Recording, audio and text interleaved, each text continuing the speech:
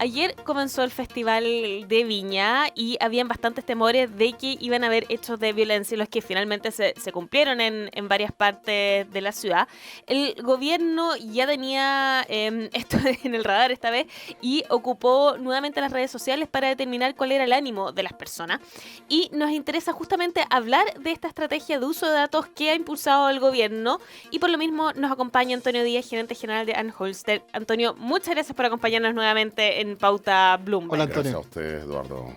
Gabriela. Antonio, uno revisa los informes de datos, el informe de datos que hizo a propósito del Festival de Viña, el informe de Alto Analytics, y en realidad, al menos yo no tengo experiencia, no sé con qué compararlos para decir si es un buen informe o si es un mal informe, más allá de las caricaturas que se han hecho de todos estos estudios.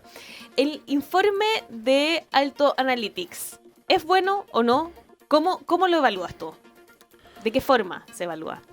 Yo creo que hay una pregunta básica, si es que uno aprendió algo más al leer el informe o no. Y yo no sé si ustedes aprendieron algo más al leer el informe o no. No. ¿Por qué lo planteo? Es que da la impresión de que el informe es más bien una herramienta de marketing de Alto Analytics más que un informe propiamente tal. De hecho, lo que ellos publican es un resumen ejecutivo, según lo que ellos plantean. Sí. No es el informe, de hecho no aparece K-pop, no aparece dentro. La percepción que queda, yo creo que de las personas que estamos metidas en este mundo es usar este tipo de tecnología sin una pregunta o una hipótesis clara y explícita. Es muy difícil de hacerlo, porque lo que me gustaría a mí es plantear una hipótesis y de hecho hacer pública todas las cosas que van asociadas a esa hipótesis, es decir, cómo saco los robots cómo limpio la data de los robots de la data, cómo limpio claramente, yo diría, sectores claramente politizados dentro de la difusión de información. Claramente sectores de izquierda y sectores de derecha que están acá como máquinas de contenido publicando, no sé, 2000 tweets al día, mandando mensajes por WhatsApp, Telegram y lo que sea. Entonces, si yo voy a hacer un informe que está tratando de capturar toda esta data, yo quiero por lo menos mostrar qué cosas son tendenciosas y tengo que limpiarlas de la data para poder separar la paja de todo lo demás y poder explicar efectivamente cuál es el fenómeno que está ocurriendo. Yo de lo que leo en el informe de Alto Analytics, ellos hacen una descripción global de los fenómenos, explican algo que lo hemos visto en las calles y lo hemos visto en las noticias, que es una explosión de protestas, de gente usando sus teléfonos. No hace una descripción global por medio, es decir, me da mucho la impresión de que la protesta fue bastante de Instagram, de la selfie, y esos son análisis mucho más complejos. Claro. El analizar una foto sin un texto propiamente tal, o un video sin un texto propiamente tal, pasa a ser una ciencia lejos más compleja de la que es solo analizar el análisis semántico del texto que va asociado al video. No, claramente, y acá el enfoque es prácticamente puro Twitter, según lo que vimos. Y de hecho hay una de las conclusiones que del total de los contenidos, el 0,5% de los usuarios generaron el 28% del contenido. Pero es una cifra que en realidad a mí no me llama tanto la atención, porque digo, bueno, la mayoría de las personas que aparecen en mi timeline son en general tuiteros que pasan todo el día en Twitter. Entonces, que uno se pregunta efectivamente qué hacen. ¿Qué hacen efectivamente? Sí. Si uno divide la cantidad de tweets desde que se unieron a Twitter, como sí, mando 450 tweets al día. Efectivamente. Pero en realidad, ¿cómo se interpreta esto? Más allá de la cifra, porque me dicen eso y digo, ya, ¿y qué hago con esto? Una de las cosas que yo aprendí, y en base yo diría a la pura práctica, fue el año 2014, el 2004, cuando estábamos haciendo análisis de logs de servidores web en Yahoo, en que la cifra era impresionante, pero básicamente decía que el 98.6% de los usuarios en Yahoo miraba la página inicial y se iba, sin hacer nada. Y el 0.4% era el que le reportaba todos los ingresos. Era el usuario que se logueaba, el que usaba Messenger y así sucesivamente. Claro. Entonces, si yo quería describir el comportamiento del usuario en general en el Yahoo, y si tomo la misma analogía para el informe de Alto Analytics, estaría diciendo que en general el usuario de Yahoo no hace nada. Sí, efectivamente. Y se va. Sí. Por eso trato de separar estos mundos y separar estos tipos de comportamiento, porque es súper difícil plantear un análisis más profundo que sirva para algo de conocimiento en esto, sin efectivamente tratar de limpiar la data. Sí. Yahoo en ese entonces tenía 300.000 servidores web en el mundo. Acá efectivamente lo que se ha transformado entre ese entonces, que era básicamente tráfico hacia portales grandes, se ha diseminado en redes sociales individuales. Entonces cada persona puede ser un portal al final del día desde la perspectiva de diseminación de tráfico.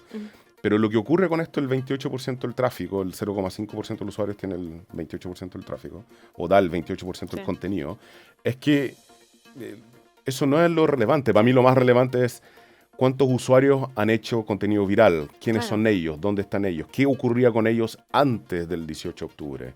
¿Eran efectivamente usuarios tan conocidos o no? ¿Qué tipo de información diseminaban? Y hacer ese tipo de análisis yo creo que es un poco más profundo. Pero lo que me pasa aquí es que el Estado tiene mucho mejor data que esto. Muchísimo mejor data que esto. O sea, el Estado... ¿No lo tiene? Porque... O sea, el Estado sabe quién es Eduardo, sabe quién es Gabriela, saben con quién están casados, sabe quiénes son los hijos, quiénes son los papás.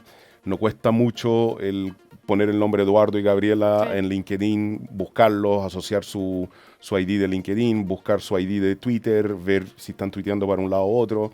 El Estado tiene información pública y tiene información, o sea, pública desde la perspectiva de que la tenemos todos, y tiene más información que nosotros les entregamos a ellos como ciudadanos.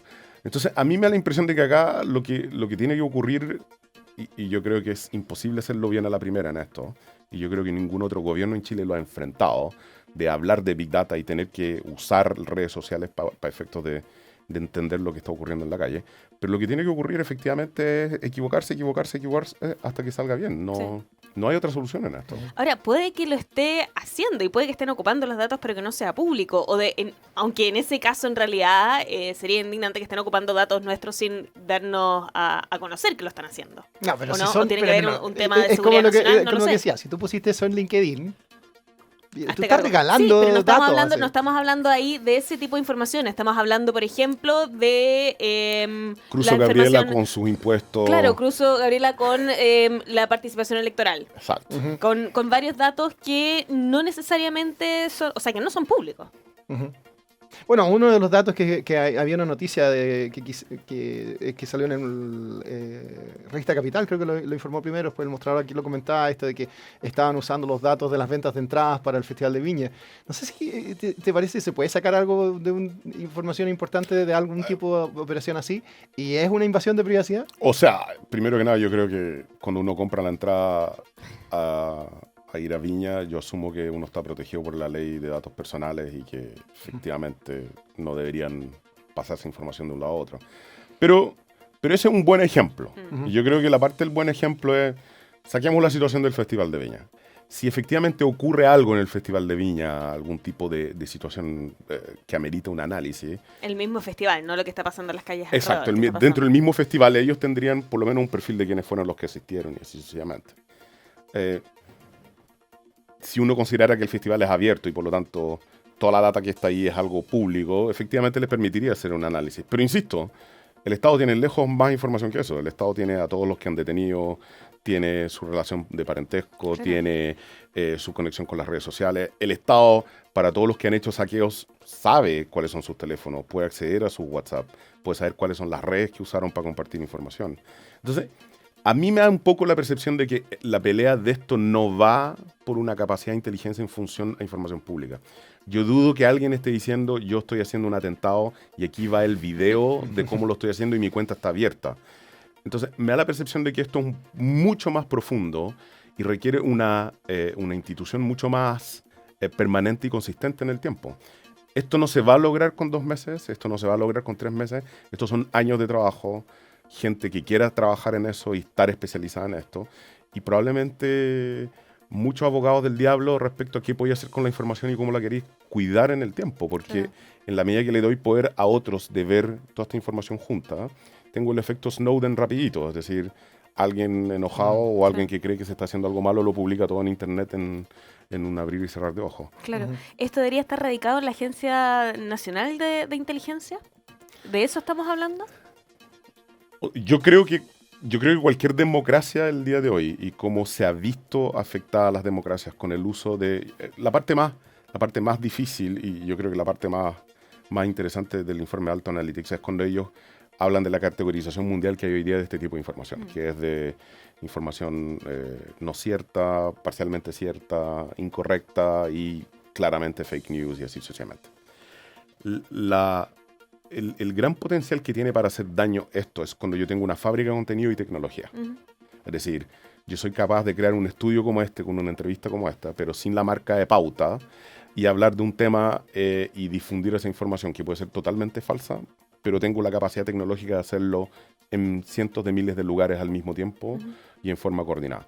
Yo creo que ese tipo de tecnología y ese tipo de capacidad es algo que tiene que ser absolutamente controlado y supeditado, porque no va en beneficio de nadie. Es una creación absolutamente artificial y una explotación de estas plataformas que no debería dejar indiferente a nadie. Es decir, si yo empiezo a propagar información falsa en esto, puedo mentir hasta que quede algo, pero la diferencia es que soy capaz de mentirlo cientos de miles de veces a cualquier hora del día y con usuarios extremadamente identificados. Yo creo que Chile necesita esa capacidad, sin lugar a dudas. No creo, o sea, el uso acá, y uno va a esto de que las empresas como Google han definido que el uso de esto es para hacer el bien. Que es un concepto bastante amplio también. ¿No es ¿Bien para quién? O sea, por eso, pero ellos lo plantean como uno de sus motos, que es queremos hacer el bien. Sí. En esto uno puede pecar de ingenuo y decir necesitamos esta capacidad, pero necesitamos una forma de controlarla. Claro. Absolutamente de acuerdo con que necesitamos una forma de controlarla. Pero al mismo tiempo yo creo que va a ser muy difícil vivir en un futuro cercano sin tener una capacidad de inteligencia profunda y, insisto, consistente y permanente en el aparato estatal. Claro. Va a ser una de las lecciones que nos deja claramente una de las tantas lecciones que deja el 18 de octubre. Antonio Díaz, gerente general de Anholster, muchas gracias por habernos acompañado hoy en Pauta Bloomberg. Estás escuchando Pauta Bloomberg.